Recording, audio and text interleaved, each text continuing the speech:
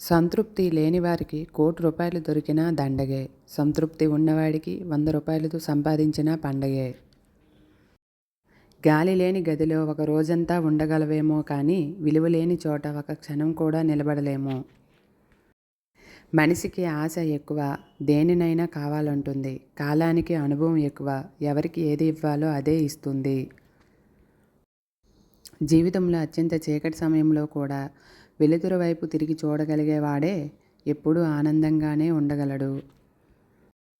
నిన్ను నిజంగా ప్రేమించని వారు ఈ 3 పనులు చేస్తారు. ఎప్పుడూ కోపంగా ఉండరు. 2 నీ ప్రేమను బహుమతులతో కొలుస్తారు.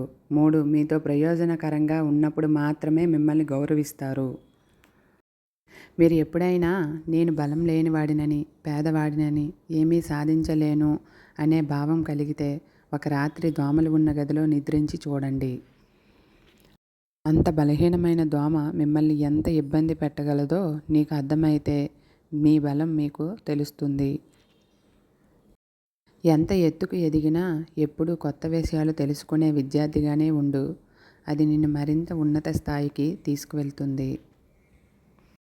మనం ఏదైనా తింటే కడుపులో ఉండిపోదు.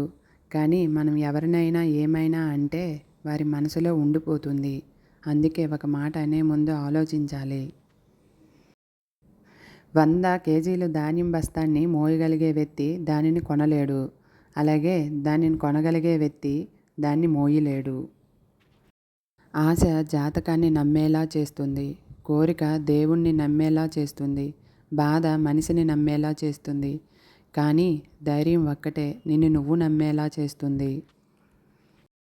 ధనం ఎక్కువగా ఉన్నప్పుడు ఖర్చు చేసే గుణం తగ్గించుకో. కోపం ఎక్కువగా ఉన్నప్పుడు మాటలను అదుపు చేసుకునే గుణాన్ని అలవరుచుకో.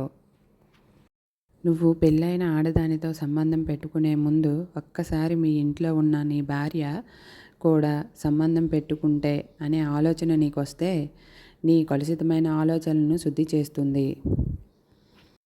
తల్లిదండ్రులు ఎలా పెంచారు అనేది ముఖ్యం కాదు, నువ్వు ఎలా పెరిగావు అనేదే ముఖ్యం. ఎందుకంటే దానిపైనే నీ సంస్కారము మరియు తెలివి ఆధారపడి ఉంటాయి. నచ్చినట్టు జీవించే హక్కు నీకు ఎలా ఉందో ఆ ఇష్టం వలన వేరొకరు బాధపడకుండా ఉండే బాధ్యత కూడా నీకే ఉంది. విమర్శించి విలువను తగ్గించుకోవడం కన్నా విశ్లేషించి సరిచేయడం ఉత్తమం. సరైనదైతే ప్రశంసించి ప్రోత్సహించడం ఉత్తముడి లక్షణం. నిర్లక్ష్యం అనే పదం చాలా చిన్నది, కానీ దానివల్ల కలిగే గాయం చాలా పెద్దది. అందుకే దేనిని, ఎవరిని ఎప్పుడూ నిర్లక్ష్యం చేయకండి. ఆలోచించి తీసుకున్న నిర్ణయం, కష్టపడితే తెచ్చుకున్న అవకాశం, వాటి మీద తరువాత వచ్చే అనుభవం, గొప్ప వ్యక్తిత్వంతో వచ్చే అభిమానం ఎప్పుడూ వృధాగా పోవు.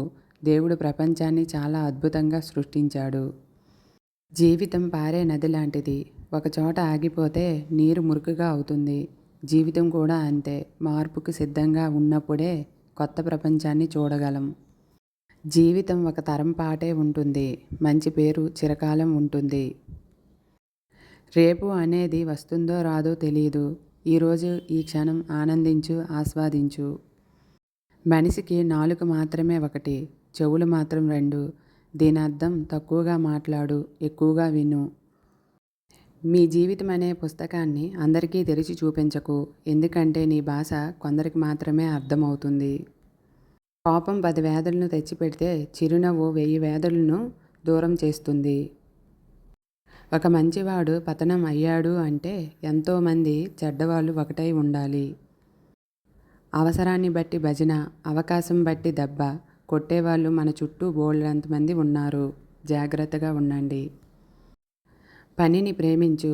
గెలుపు ఓటములు ప్రసక్తి పక్కన పెట్టు. చేసే పనిలో ప్రశాంతత వెతుకు. మనసు నిర్మలం అవుతుంది. జీవితం సంపూర్ణం అవుతుంది.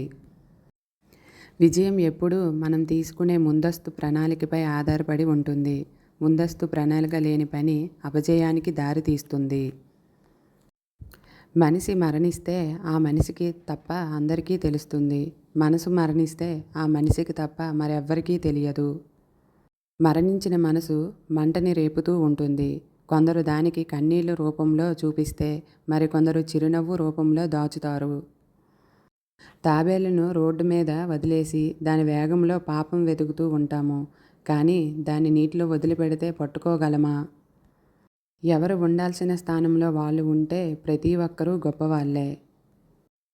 మనసులో ఉత్సాహం పగట వెలుతురుని ప్రసరింపచేస్తుంది. అంతేకాక మనసు అనేది నిరంతర పవిత్రతతో నింపుతుంది. మంచివారు ఎప్పుడూ మొండిగా ఉంటారు. వారికి నటించడం తెలియదు.